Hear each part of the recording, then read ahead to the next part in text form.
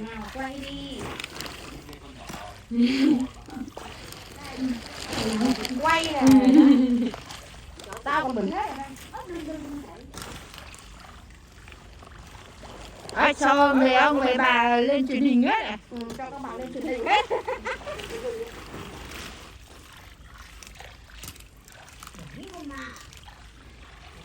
con này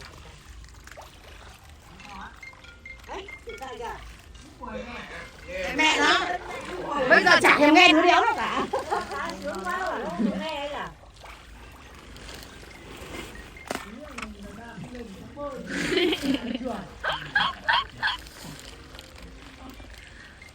đi đâu bơi